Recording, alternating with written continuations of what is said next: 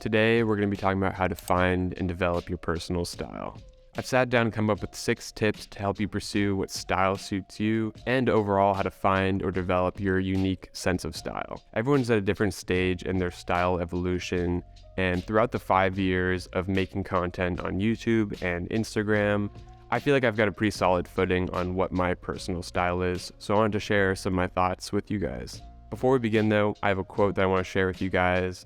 Write it down in your notebook, write it down in your notes app, whatever it may be, because I feel like it'll speak volumes and will set a lot of you guys at ease. Not having a personal style is not a time for crisis, it's a time for exploration. Developing your style starts with understanding what you like and what you feel comfortable in. It's important to choose pieces that reflect your personal taste and align with your lifestyle. This means taking into consideration factors such as your daily activities, the weather, your body type and proportions, and as well as your personal preferences and life interests. However, don't feel like you have to fit yourself into a very specific segment or style or microcosm that you might see on Instagram or TikTok, and there's no rush to fill your wardrobe with an entirely new selection of clothes.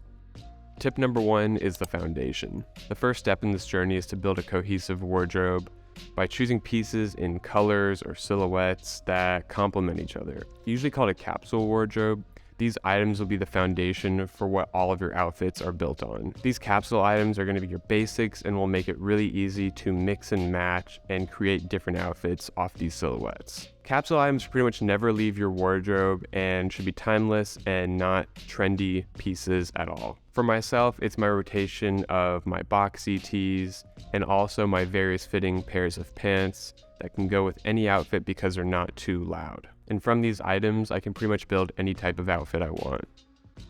Tip number 2, try something new. Don't be afraid to try something new and mix and match different pieces to create your own unique look. I highly encourage trying to blend together items that aren't usually paired together. For example, I usually don't wear wide pants, but I recently tried on this pair from Acne, and I've been wearing them pretty much religiously. It was a fit that I didn't think would be flattering on me, but I'm so glad I experimented, and I'm going to be incorporating more wide leg pants into my wardrobe from now on.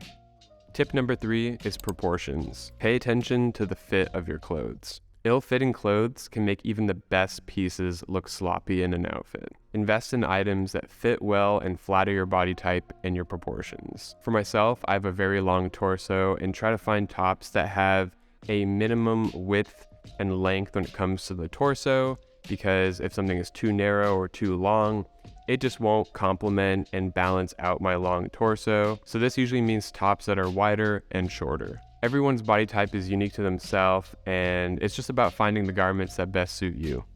Tip number 4 is accessorize. Use accessories to add interest and personality to your outfits. This can be anything from scarves to hats to jewelry to bags to keychains, and it sort of acts as the icing on the cake to your outfit and where the most personality can come through in the silhouette. For myself, it's usually my watch. I've got my rotation of necklaces and then also my keychain setup. These items are functional, but also add a little bit of that O touch.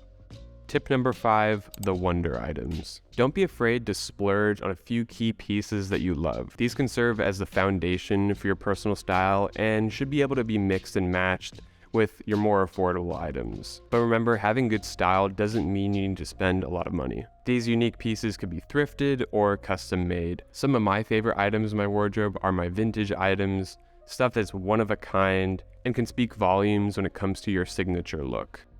Tip number 6 is having a personal style versus a style. There's a really big misconception between having a personal style and a style. Your style should go along with your personality, who you are, how you carry yourself, not only how you dress. Borrow from other interests in your life that help make your style more genuine and authentic to you. For example, I'm really into video games, music, and movies, and so I'm constantly trying to find ways to incorporate those interests into my wardrobe.